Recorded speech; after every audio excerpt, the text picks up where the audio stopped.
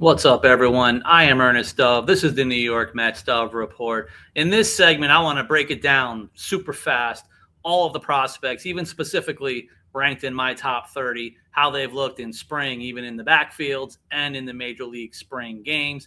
Give some thoughts, some updates, some source reports about where some of the top prospects are going to begin the 2026 minor league season.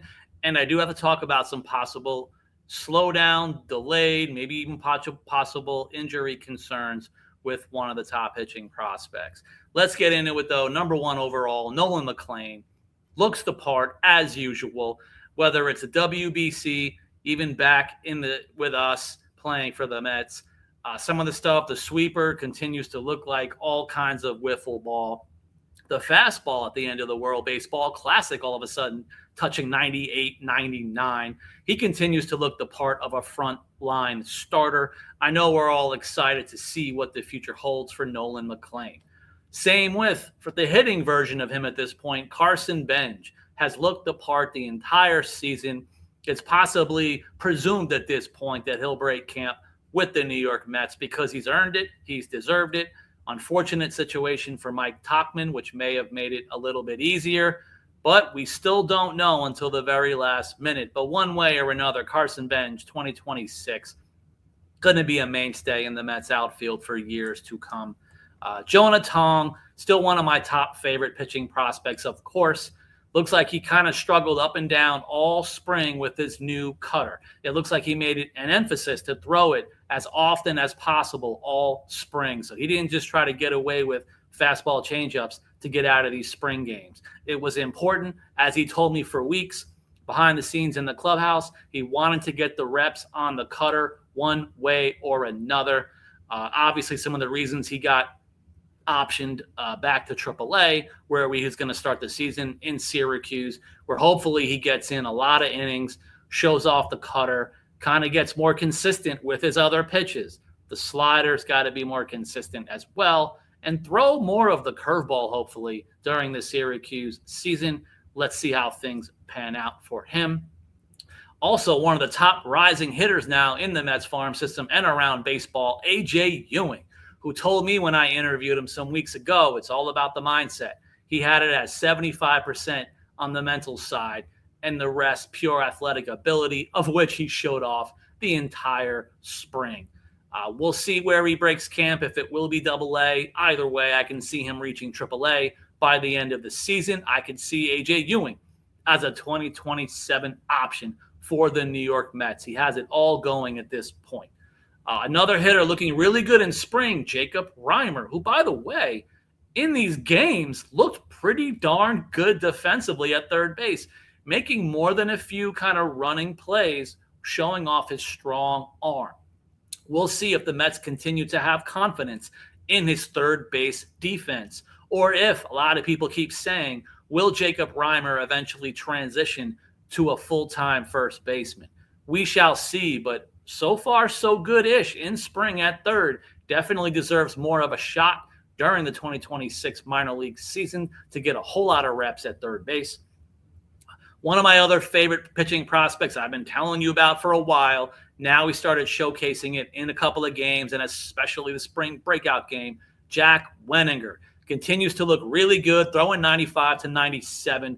I believe, my understanding, even from talking to people in January, they feel he can get 98 plus during the minor league season. So let's keep an eye out for that. Hopefully it occurs. If he starts hitting 98 plus, I can pat myself on the back. Hopefully you guys will remember this video on Jack Wenninger, who I believe can break camp in 2026. Going down the list, Ryan Clifford kind of showed what he is. He draws walks. He gets strikeouts. It's what he did in the spring games. We have to see how this is going to translate now overall with his concernable hit tool in AAA Syracuse, where he may need to play the entire season there if he's not needed beforehand for some emergencies. A lot of people still like and love what Ryan Clifford can do with the power, with the walk rate. We'll have to see what happens with the K rate, the overall hit tool in 2026. This is going to be the biggest, highest level, obviously, full-time AAA. We'll see how it goes, as well as will Ryan Clifford continue to play corner outfield as well as first base something else to keep an eye on during the minor league season. Going down the list, Elian Pena, already looking the part, had a nice hit in the spring breakout game. He's one of the guys that was in the hitting lab even back in January. He's been looking really good. The staff love him. The organization loves him. I heard behind the scenes a couple of weeks ago his defense looked fantastic up the middle at short. So looks like his infield defense, even if it's short or second, have to assume and believe he can continue to play these positions for the next couple of years at least. And we'll see if he has to move at any point down the road. Will Watson got into a game again briefly. I've been hearing a lot of good things about him from the end of last season into the offseason. A lot of even teammates, Mets staff, they really believe in Will Watson's filthy stuff and how it can translate up the levels at the higher AA, AAA level. It's going to be something to watch, of course, pitch command overall, especially if he does break camp in AA. I really want to see him in AAA because I want to see him use the AAA baseballs, which is the AAA Major League baseballs. I want to see him getting to use those full time, see how the pitch command does for Will Watson, who can still project to be a very high value arm with enough pitch command. My guy, Zach Thornton, has looked the part all through spring. In some of the outings he had in Major League spring training starts, he has looked fantastic doing what Zach Thornton does, throwing strikes all the time. Really good sign is the fastball velocity, which looked like it's been pretty much 92 to 94 through those spring outings and also in the backfields, where I believe he's been touching 94 pretty consistently. And the goal would be, of course, topping 95, possibly during the minor league season, because if he can top 95 with the command that he has of all of his pitches, he's a legit rotation arm with that enough velocity. Other guys right behind him with the velocity, Jonathan Santucci, who was the belle of the ball at the spring breakout game, looked fantastic, throwing 95 to 97. Still going really heavy on the fastball slider. But again, my understanding since spring or the offseason, they've been working with him on a new kick change. So now during the season, when it begins, which I assume possibly could be in AA, I want to see more of the kick change added into his pitching mix every single start. Let's see what we have here, because he's got to throw at least 3 pitches to be a legit bona fide rotation arm that I believe he can be. One of the other favorites of spring, Chris Suero, the utility guy who can play corner outfield, first base. He can catch. He can continue to catch at a really nice high level.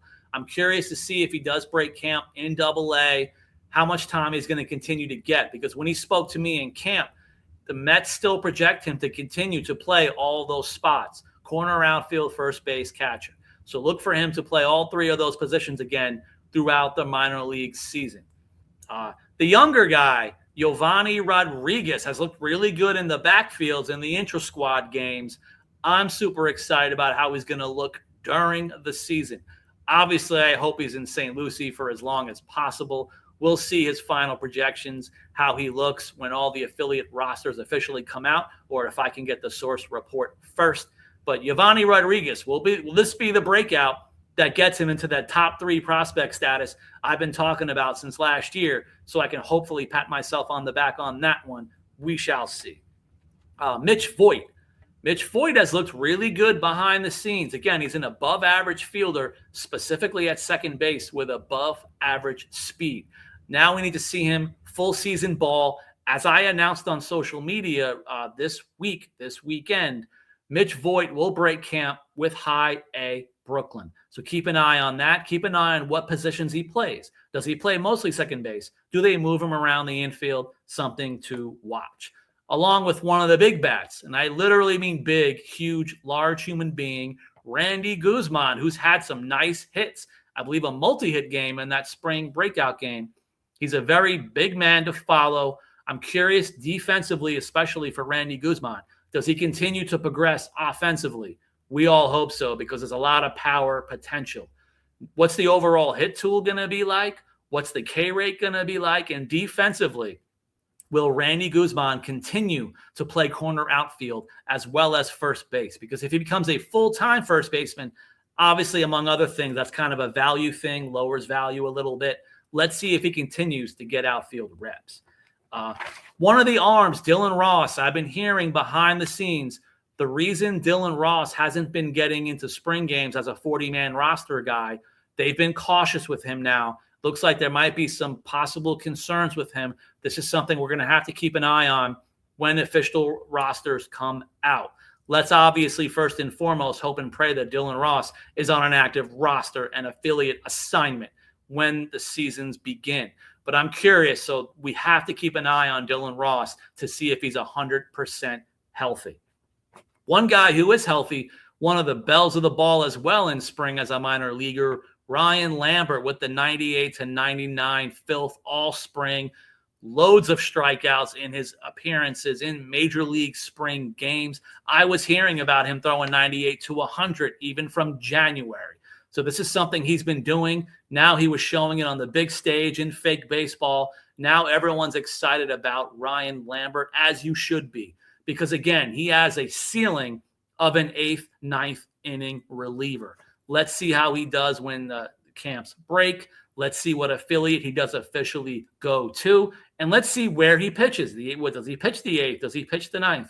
We'll find out soon. As we get into more of my run of prospects, shocking the world a bit with these next two, putting them in the top 30, top 20, Brett Banks and Ben Simon. Both relievers have gotten into spring games. They've both thrown 95-97. They both throw multiple pitches at you, including really nice sliders. I'm curious to see where Banks and Simon both break camp. I'm curious if one of them or both of them even fall way back to high A, but hopefully double A for both one way or another during the season. I'm excited to see overall how they do because I still project both of them to be future major league relievers. Not sure if it's going to be more of a 5th, 6th, 7th inning guys. That's something they're going to have to earn and work towards. One of the younger guys, unfortunately, it's been announced on some of the transaction pages, the young infielder Boston Barrow looks like he's going to break camp on the IL. This was very concerning. He had a really solid offseason, looked really good with some of the swing changes and plate approaches he was working on, even from the end of last season through the offseason. Now we're going to have to wait it out once again with Boston Barrow, who ended last season injured. Now he's beginning the new season injured.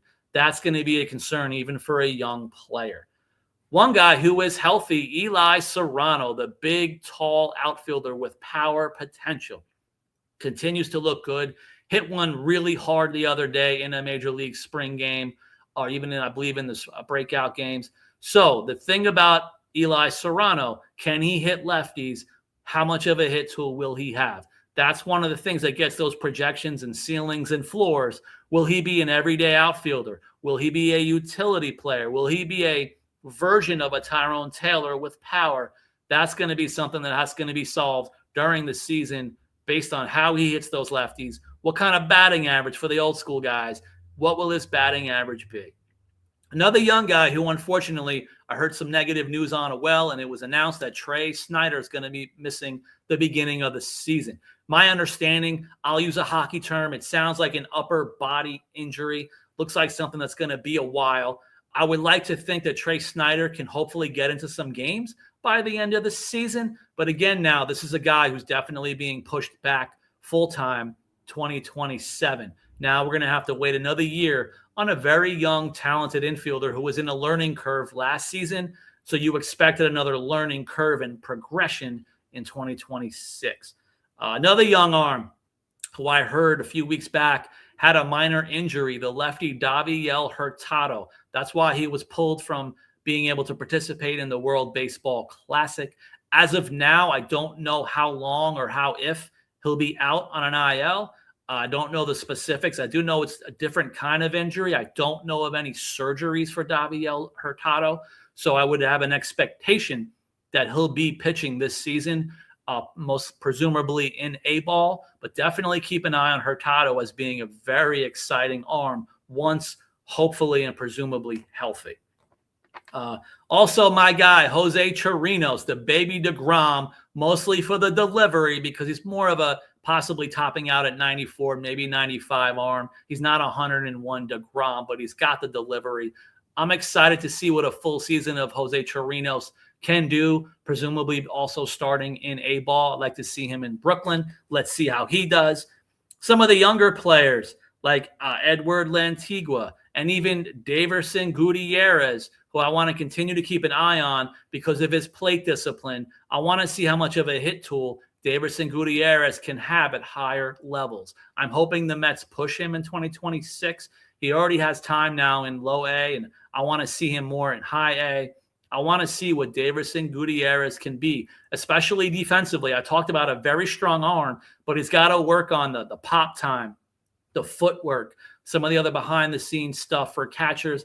That's something for him to work on. I've been talking about it for some weeks now. So the pitcher RJ Gordon, my understanding that he is throwing. This is positive news. He's throwing in the backfields. But I just don't believe he's going to break camp on an active roster. So hopefully be on the lookout for RJ Gordon to possibly spend some weeks, but not too many weeks on the IL. When he does come back, I would assume he'll end up at a level like AA again. They're still very excited about RJ Gordon, but again, he's getting a delayed start. One of the guys who's looked really good, even at a game winner in spring, Jonathan Enriquez, the guy that plays at least 6 positions in the field. So the super utility guy with guys like this, will he continue the advancements that the coach was telling me about last summer when he started getting hot with some of the changes to his swing plate approach? He started looking really, really good last season. He's had a couple of good games in spring. Now I want to see what he does in another full season in 2026 with his new plate approach and swing. And I want to see how many positions Enriquez plays. Rounding it out, I got the reliever Saul Garcia. We've seen the best of Saul Garcia with the slider absolutely dominating opposing hitters no matter what level they are of a hitter. The concern, of course, is still the walk rate and overall pitch command. I'll continue to say it in 2026. Saul Garcia with enough pitch command is a major league reliever. Don't know how long, could be multiple years with any kind of teams, but he's got to have the pitch command. Finaling out the last from my prospect list, updates on how they're doing. Nick Morabito, I announced this week, he will break camp with AAA Syracuse. That's good news for a guy who did play an entire season last year in AA, so he did earn it anyway. And I'm excited to see a guy like this as well, like a different version of Eli Serrano. He doesn't have the power of him, but can he also be a future Tyrone Taylor for the organization? He can change that with a higher ceiling by showing off a hit tool at the AAA level. So keep an eye on that, but especially with Nick Morabito, hit tool at the AAA level. Will he show any form of extra power, but also the K rate now at AAA? That's going to be something that's going to be a huge factor, even as a fourth outfielder, if that's a possible floor or projection. Those are some of my thoughts. I'm going to have more ongoing. Hopefully I have more kind of source reports as more guys I be told about their affiliate roster spots that they're being assigned to. But I was told, even as of Sunday, the pitchers are still waiting on their assignments in the Mets farm system, possibly waiting out all of the veterans making their decisions about accepting, not accepting a Syracuse assignment.